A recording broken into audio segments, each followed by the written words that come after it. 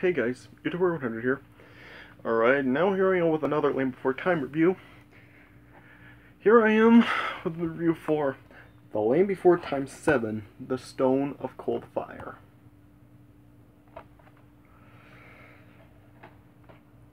So, yeah, at the time that this film came out, I really didn't care very much for it. I mean, like I've already told you, like, up to this point, like, from the sixth movie onwards, I this was like when I was still like following Land Before Time movies, but I really was losing interest in them. And so, yeah, I really didn't care for this film very much when it first came out. But looking at it now, this film I think is actually a lot better than I originally gave it credit for.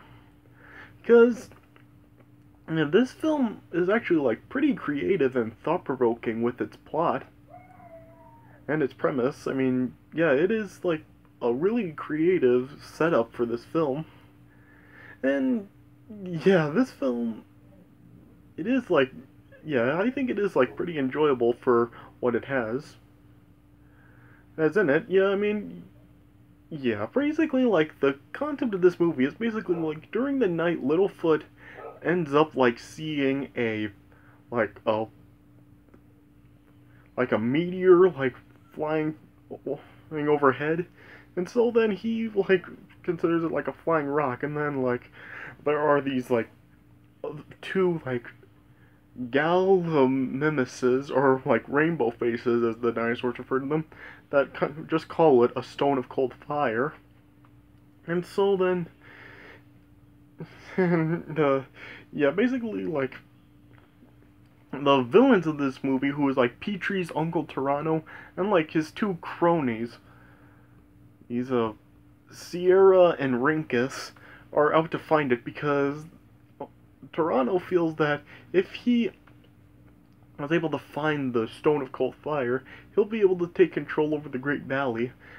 Because, yeah, like, this film, like, Uncle Toronto in this film, he does kind of, like, have a backstory that does sort of tie in with the first movie a little bit, which I thought was pretty creative. If, like, this is actually something that is kind of, like, in a way, in connection with the first film. And it does show, like, why the other adults in the Great Valley really feel the way they do about Toronto and he can't be trusted.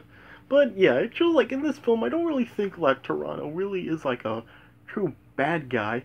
I just feel like he is just misunderstood and just, he doesn't, like, accept responsibility for his actions.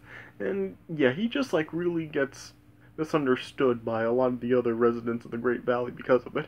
But yeah, this film, it does show that Toronto, he actually does care about Petrie and like the other dinosaurs. Like, it shows like he doesn't want like why the like what happened to him before, why the adults feel with him this way. He doesn't want a situation like that to happen again, so he ends up like saving any other dinosaur in jeopardy. Like at the end of this movie, he ends up saving Ducky. So yeah, it does kind of show like Toronto does kind of go through a character arc a little bit in this film, as he is kind of looked at as a villain, but over time it does show like there is more goodness to him than it appeared to let on at first. So yeah, it is like Uncle Toronto, he's like, yeah, he goes through kind of a character arc in this film, so yeah, it's good. Yeah, and then you basically have like still like every like recurring actor reprising their roles, like it like all the recurring characters are still like basically played by the same people. Yeah, Littlefoot, Sarah, Ducky, Petrie, Littlefoot's grandparents, Sarah's father. Yeah, basically like, yeah, all the returning characters of this film have their actor from the previous film at least reprising their roles. Yeah, and in this film, yeah, Littlefoot, he does sound like better in this film than he did in Secret of Sora's Rock. Like, Littlefoot just sounded really off in Secret of Sora's Rock, but here, like, his voice does sound better. Like, he does sound like more natural here, but it's strange. For the last three films, Mysterious Island, Secret of Sora's Rock, and The Stone of Cold Fire, Littlefoot is still like voiced by the same actor, yet he does like keep sounding different. So yeah, it's kind of weird that he's voiced by the same actor, yet it sounds so different. Yeah, and yeah, this film also does have like some like a few big stars in it voicing some characters. Like Michael York voices Toronto in this film. Jim Cummings voices Sierra, one of Toronto's cronies, and one of the rainbow faces in this film are voiced by Charles Kimbrough. So yeah, it does kind of have like a few big names in this film. So yeah, this film probably does have like the film with the biggest actors in it, maybe. So yeah, it is that, and yeah, it does have like a pretty creative premise to this, as I said. Yeah, this film does have like more of like a science kind of feel to it. Yeah, this film is kind of like has like a science style plot to it, and yeah, basically just that's how it's set up, just really scientific. And so yeah, this is probably like something that I would think I would see why, like, if there were like elementary schools, like there would be some classes that would actually watch this one in classes. So yeah, I guess like it does like kind of good in that way. It gives us like a different feel from the other movies in that way. Like this is the only one that really does have like a science style to it. So yeah, overall, I think that this one is better than I gave it credit for. Yeah, this one it is pretty good. That I'd say. I'd probably give this one 3 stars out of 4 also. I mean, yeah, I think this is definitely a lot better now than it was when I first watched it when I was a little kid when this first came out. So yeah, probably just because even though I was like being disinterested in this, I really should have like been more fair about these films and kind of given them a fair chance to impress me. And yeah, I really wasn't that way when I first watched it, but now looking at this, yeah, I really do see like how unfair I really was being to this film as a little kid. So yeah, overall, pretty good movie. Okay, so let me just get right into it. Alright, so the movie opens up with Petrie kind of just like telling a tale of flyers, and Petrie was like telling Littlefoot, Sarah, Ducky, and Spike that the flyers came before like long necks and three horns and spike tails and a lot of other species of dinosaurs.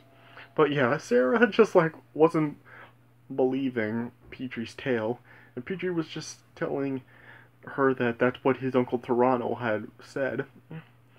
Yeah, and you know, like here, like Petrie hasn't actually like seen his Uncle Toronto basically since Petrie was a baby. So yeah, Petrie really doesn't like really remember his Uncle Toronto very much when this film starts off. But then it shows like there's a new group of herd of dinosaurs visiting the Great Valley. And yeah, they like end up just staying for a while. And then that night it then shows that Littlefoot ends up like seeing a blue flying rock, as he calls it, falling from the sky.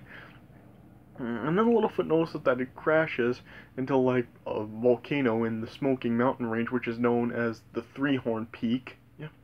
And the next day Littlefoot was like telling all the adults about what he saw the night. Right? But nobody really seemed to believe him, especially like the visiting herd there. Yeah. And really, like, Littlefoot's grandpa was really the only one that really did seem to believe Littlefoot. But then, like, those rainbow faces were then suggesting that the rock Littlefoot saw could be a stone of cold fire, which, like, they explain, like, the stone of cold fire, like, has, like, magical properties to it that it possesses. Yeah. Yeah. Yeah. And yeah, they're also like saying like there are the possibilities of wonders beyond what they know, and they were like starting to talk about like there could be more like outside of the mysterious beyond. They try to say like beyond the mysterious beyond and stuff. Yeah. Yeah. But then eventually like it shows that Toronto has also come to the Great Valley, and he overheard Littlefoot's tale and what he was talking about with the grown-ups and what he saw. Yeah. And then eventually, like, Toronto then, like, came across Littlefoot and the others. And, yeah, he was just, like, talking to them about the Stone of Cold Fire. And, yeah, he was just inviting them, like, basically on a quest to go find the stone, but none of them really did agree to it. And eventually, like, Littlefoot, like, told his grandparents that they ran into Petrie's Uncle Toronto, and then Littlefoot's grandparents then, like, were, like, very unhappy that he was visiting the Great Valley, and, yeah, they really, like, knew, well, at least, like, because of what they knew about him before, they knew that really he could cause some trouble. Yeah. And yeah, they were just, yeah, yeah, Littlefoot's grandparents were basically just saying not to really trust Toronto, really, and stuff, yeah.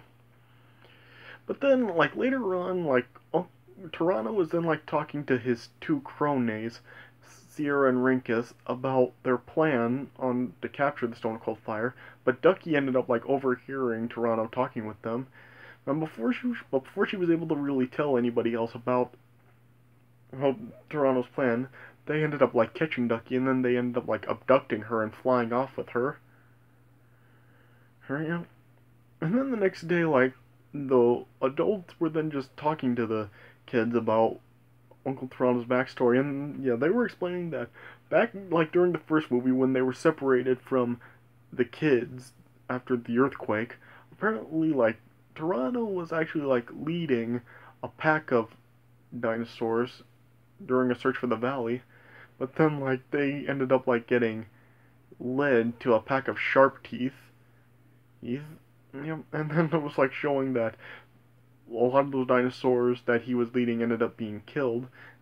So then, yeah, Toronto just, like, basically ended up, like, fleeing from the scene, and he was, like, really emotionally scarred from that, and the herd eventually ended up, like, expelling him as a punishment for that. Yeah. Yeah. And then they knew that Toronto was going after the Stone Cold Fire, and then they then asked Littlefoot, like, where he found it, and after he told them, the adults then had a Land Before Time style way of handling it, where they were just, like, constantly arguing with Sarah's father about it. And since they were taking so long to make a decision, Littlefoot, Sarah, Petrie, and Spike then ended up deciding to just take off on their own to find Ducky. Yeah. And eventually, after Ducky, he, like, well, after Toronto and his cronies ended up, like, stopping for a second, Ducky was finally able to escape, and Toronto and the cronies were chasing after her, but then Ducky ended up just, like, falling into a cave. Yeah. And then, like, Toronto, throughout this film then, after here, like, Toronto was just, like, trying to tell Sierra and Rinkus not to actually harm Ducky at all, and yeah, he really doesn't want any harm to come to the kids, but then, like, they were, like, just, like, bickering around each other, and eventually, like, this led to just Sierra and Rinkus then just really, like, just ignoring Toronto and just doing what they wanted.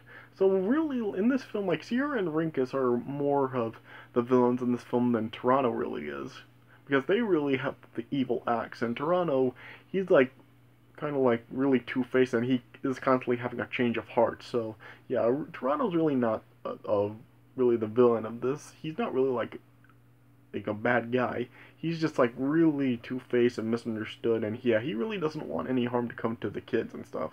So yeah, I guess, like, you can look like he's just really, like, two-faced, like black and white. He's good sometimes, and he's bad sometimes. So yeah.